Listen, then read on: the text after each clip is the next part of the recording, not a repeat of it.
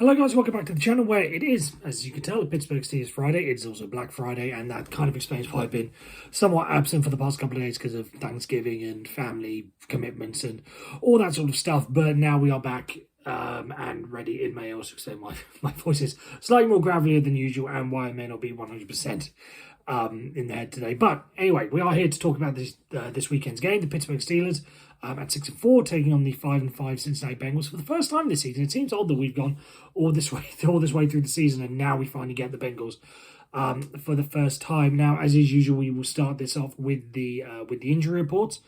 Let's see. So for the Steelers, we have Minkah Fitzpatrick is out, James Pierre is questionable, and Vontravius Adams is out. A couple of injuries to keep an eye on. Cam Hayward was limited in practice, but I imagine that's just senior rest, and given what he's been coming back from, nothing to be concerned about.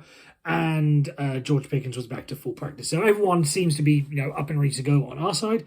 On the Bengals side, as we know, Joe Burrow is out. T. Higgins, one of their main wide receivers, is also out.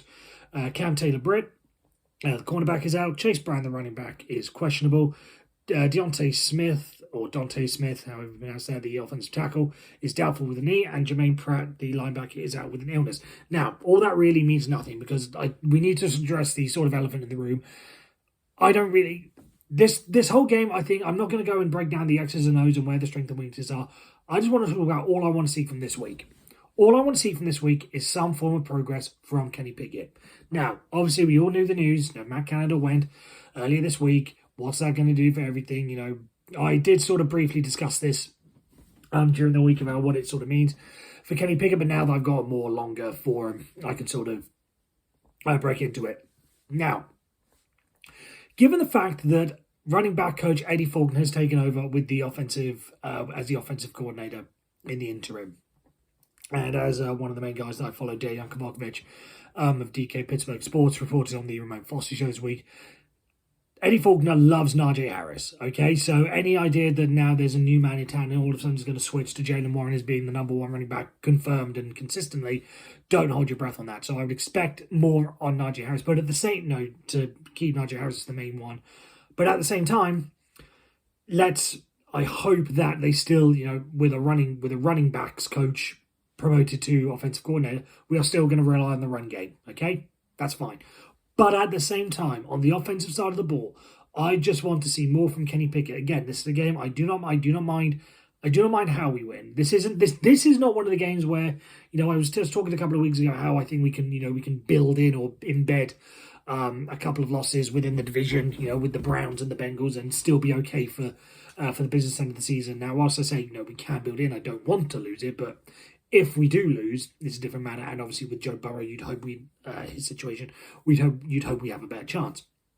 However, with all that being said, this is a game I would at least expect us to win and at very least be competitive. But what I want to see is more out of Kenny Pickett. Again, I understand that the new offensive coordinator is a running backs coach and he might lean more on the run game. But I just want to see more. Again, if we've had all these beliefs and all these talks about, it's Matt Canada was always the problem, Matt Canada was holding it back, which, as I've said many times, Matt Canada held some blame for it. He didn't hold all the blame. Kenny Pickett was not blameless. He deserved some of it. So, but now we have that excuse out of the way. Now we finally get to see what Kenny Pickett is. Now, I'm not expecting this to turn into something great, nor do I expect to see Kenny Pickett make a huge step forward this week, especially given the timetable of when the decision was made and everything. However, I just want to see a little bit more. If I can just see that, new passing options, a bit more development, maybe better decision making, maybe better, plays being called that offers, that showcases, shall we say, Kenny Pickett a little bit better and allows him to step up and prove what he can do, whether that be with quarterback runs, whether that be with different styles of passes, because we know, and it's all been talked about, how the Steelers avoid the middle of the field, if it's new crossing routes, and again, you can get a high, all that sort of stuff. That is all I want to see this weekend, is something new and something improved from Kenny Pickett and on that side of the ball. That is it. The defense, just keep doing what you're doing, as I said last week in the review of the Browns game. They kept the Browns to 13 points. Whatever situation you're in, regardless of opponent, weather, condition, time of year, whatever, if you keep them to 13 points, you have effectively done your job. Okay? So that's fine. Defense doesn't need to do anything. It is all on the offense. And again, as you know, I'll say it again because I want to make this stressed. I do not expect, nor do I demand, that this team turns into the '07 Patriots or even this year's Miami Dolphins for, when they put 70 on the Broncos. I'm not expecting or demanding it to turn into that. I just want to see, can we at least maybe get past 25 points, for instance? Again, be a little bit more explosive, be a little bit more aggressive. Let's open up some new plays. Again, it's not going to be a completely different playbook because, as everyone has sort of said, and I believe it was Kenny Pickett said this week, it's going to be the same offense with a few wrinkles to it. Again, open up some new plays. Let's open up some new concepts. That is all I want to see. Again, if we have to lean heavily on the run game, fine, do it. I don't mind. But when Kenny Pickett has to throw the ball, make him better. And I just want to see better from him. Again, even if that means taking a few shots way down the field, trying the deep ball, or trying, deep down the middle of the field, I don't mind. Because again, this now gives us the chance to see, right, was Matt Canada holding him back, or are there limitations to Kenny Pickett? Which there are limitations, but was he the whole reason? Let's find this out. I don't mind a couple of incompletions here or there if it is in the process, or if it is used to, use the middle of the field, or try different routes, or throw Deontay Johnson into different areas. All those sorts of things, I don't mind, so long as we see and I can visually see, right, this is a better Kenny Pickett than we had under Matt Canada. Again, I'm not asking to complete 75% of his time. 65, reasonable, fine. But do it in a much better way and hopefully get some spark back in the offense. That's all I really want to see from this weekend.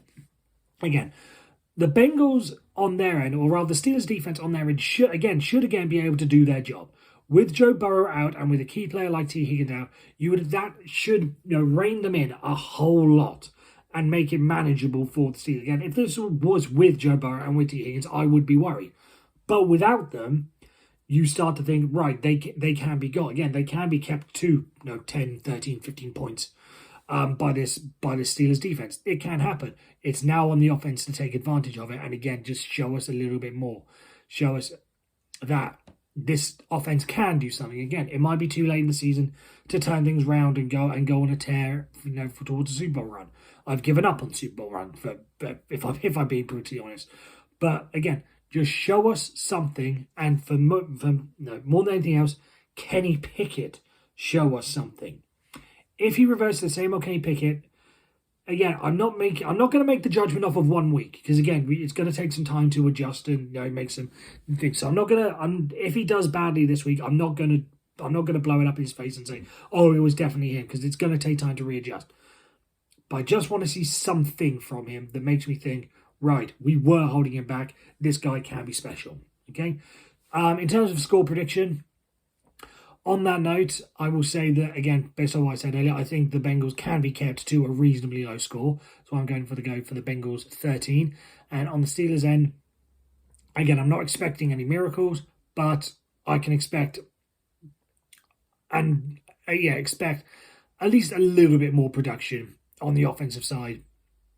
With Matt Canada gone, and again, hopefully, if we continue to lean on the run game as we have, then we saw what we did against the Browns last week, who were the best run defense in the league. So again, theoretically on paper, we should be able to do a little bit better. All these 300, how many games it's been since we've had 300 yards or 400 yards or whatever it was. With in an ideal world, you get all 400 yards on the ground, but we know that's not going to happen. So lean on the run game a little bit more, and then I would expect us to go to get 21. So I'm going to go for Pittsburgh Steelers 21, but Cincinnati Bengals 13, which will push us to 7-4. And as I've said, moving on towards the end of the season, when we have a very, at least on paper, favourable schedule, we can at least get a little bit of momentum and make a push towards the playoffs, and that'll be that. So that's that. Let's go Steelers, and let's hope that we can get a win.